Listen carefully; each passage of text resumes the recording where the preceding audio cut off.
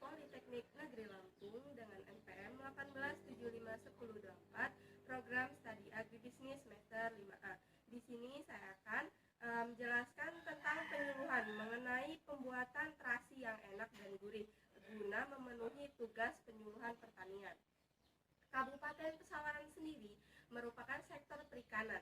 Kabupaten Pesawaran sedang berusaha meningkatkan laju pertumbuhan ekonomi untuk mensejahterakan masyarakatnya seperti yang tercantum dalam visi Kabupaten Pesawaran, yaitu bersama masyarakat Pesawaran mewujudkan cita-cita luhur, mewujudkan Pesawaran yang maju, makmur, dan sejahtera.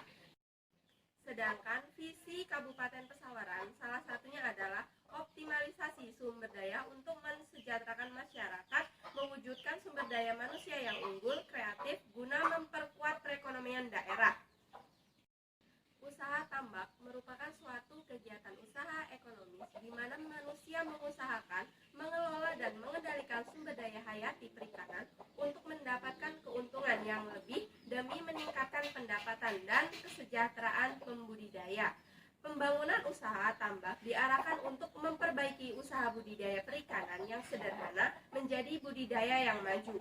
Terkait hal tersebut, salah satu cara yang dilakukan oleh individu maupun kelompok untuk dapat mengembangkan usaha tambak dalam mencapai kesejahteraan adalah dengan melakukan berbagai kegiatan di mana kegiatan ini mengusahakan, mengelola dan mengendalikan sumber daya hayati perikanan secara bijaksana untuk mendapatkan keuntungan yang lebih demi meningkatkan kesejahteraan dan pendapatan seperti dengan membuat terasi.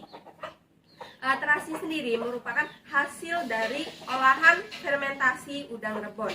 Udang yang kecil-kecil beserta bumbu-bumbu yang lain, makanya biasanya terasi berbau agak menyengat walaupun rasanya gurih dan nikmat. Terasi akan lebih nikmat bila dibuat menggunakan udang segar seperti yang diproduksi di tambak. Hasil produksi terasi dari masyarakat durian sangat terkenal enak dan gurih. Walaupun di daerah Pesawaran seperti Punduh juga banyak bisa kita jumpai tambak pengolahan terasi.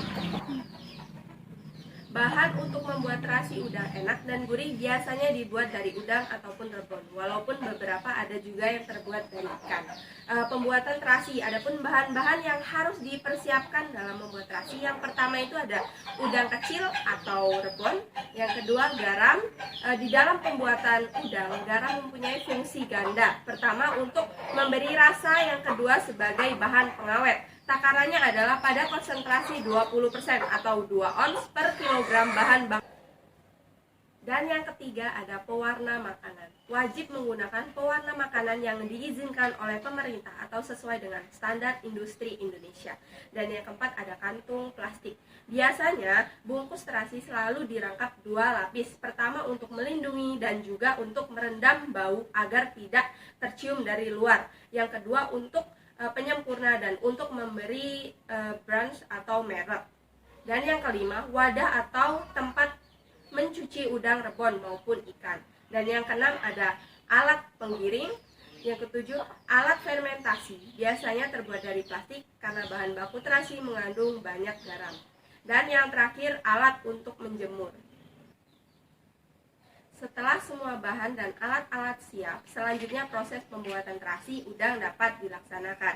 Yang pertama, cuci udang rebon atau ikan kecil-kecil hingga bersih.